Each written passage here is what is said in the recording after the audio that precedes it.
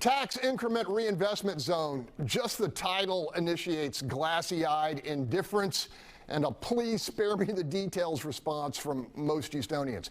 Trouble is, we all really need to care because, according to a powerful study from Rice University's Baker Institute, many of these quasi-governmental entities first designed to reinvigorate blighted neighborhoods have morphed into the exact opposite, sucking hundreds of millions of dollars into affluent sections of the city to the detriment of those truly in need.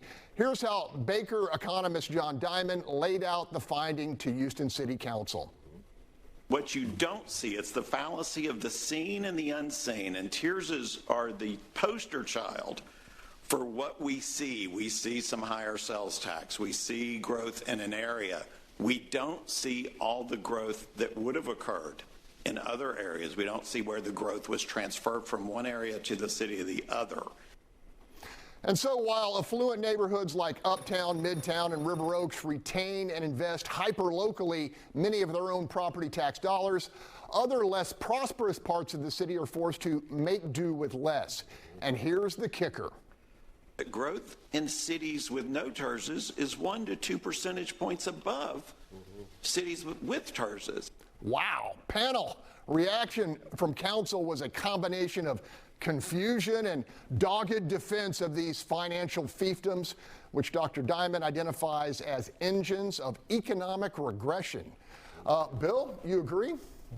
So the way this study got done, when I was running for mayor, I kept noticing that the Tirz's seemed to be spending the most money in the most affluent parts of the city.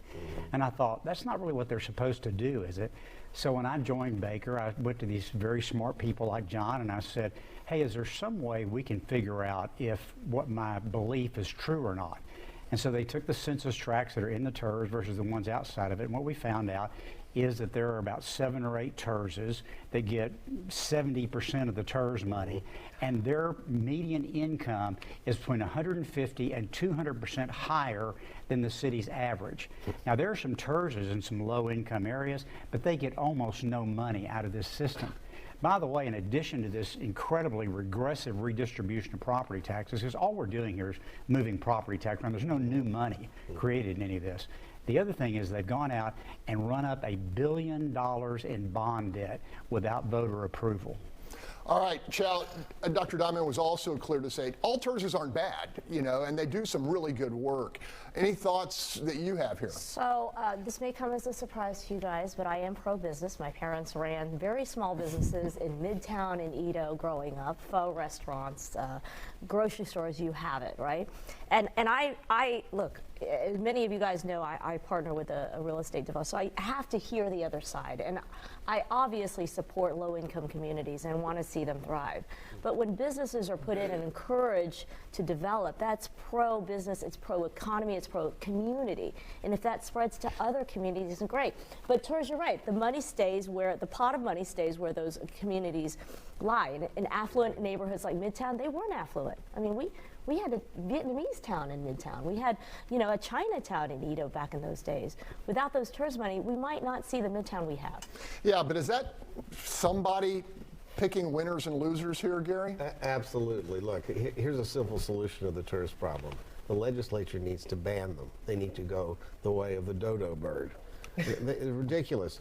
Galleria is a blighted area, and here's what happens. I mean, we talked about this before. The Galleria dedicated bus lane, $400 million, local money, state money, Tirz money, debt that nobody rides on. That's what happens when you have money by people that are unelected and not responsible. City's worried about money. Bill's pointed this out. If they got rid of all the Tirz's, the city's budget would be fine. Not an issue. So quit giving away your resources. The council people who are confused, they probably need to go the way of the dodo bird, too. All right, yeah, an obscene figure. The projected BRT ridership uptown is only 5% of what they promised. That was crazy town.